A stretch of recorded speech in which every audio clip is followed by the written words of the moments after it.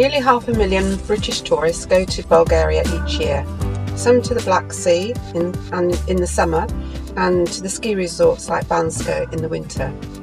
Very few venture into the remote mountain villages that we have been involved with over the last 8 years. They have been named the forgotten country of the Balkans. Bulgaria has many isolated villages which were once thriving communities, mining for coal and iron ore. Nearly all the mines were closed after the fall of communism, leaving many with no jobs. The young people left to seek employment in other countries, leaving many older and vulnerable people in these remote mountain villages.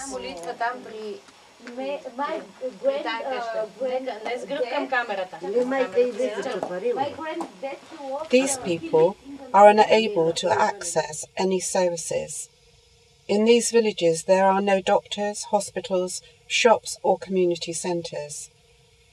There is a real need to help the elderly, the mentally ill and the vulnerable, as life in these villages in the long cold winters are very harsh and extreme. Snow often makes these villages inaccessible between November and April.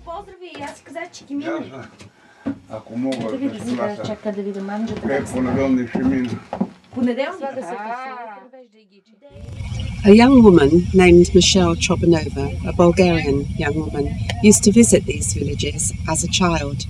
She noticed how they were deteriorating, and she determined that these people would not be forgotten.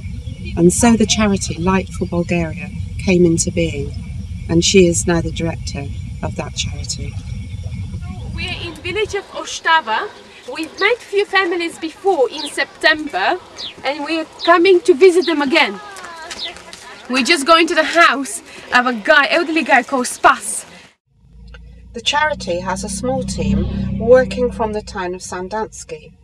They travel to a village and they meet the local mayor, who will direct them to the most needy and vulnerable. People with no family members or source of income will be selected to receive sufficient wood for the winter, for cooking and for heating. Sometimes essential foods may also be met, depending on the monies that are available.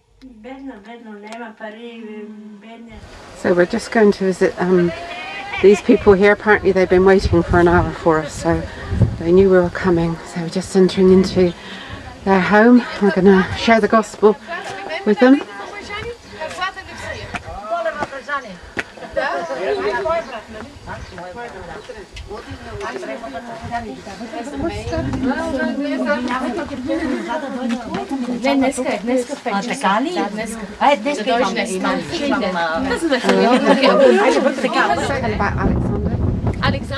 Alexander is her brother and Maria's husband. Alexander had a stroke and he's very weak, he's very depressed. Please pray for him that the depression will leave him, and we expect on the Lord that God will do miracles in his life. And we Amen. just prayed with him, haven't we? And we just prayed with him, we sang with him, he accepts the Lord, and he to start with he was very depressed, but now he's smiling.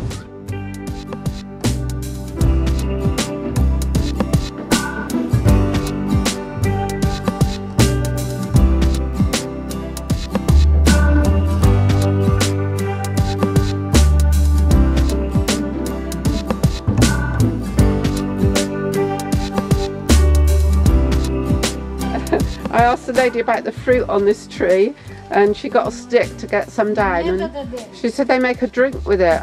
I don't know if it's like a cherry, but we're finding a way of communicating because the translator's not here just for the moment, so we're finding a way of talking to them.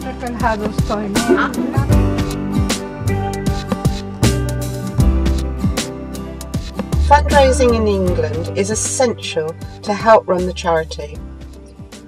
The team in Bulgaria are paid a small allowance and petrol expenses are reimbursed. There is a huge need to fund a charity vehicle to get to these villages. We have visited these villages regularly for the past 8 years and have always found that the money is used wisely and with accountability. We would ask you, please be generous as we go again and visit those who possibly will not have had any visitors since we were there last.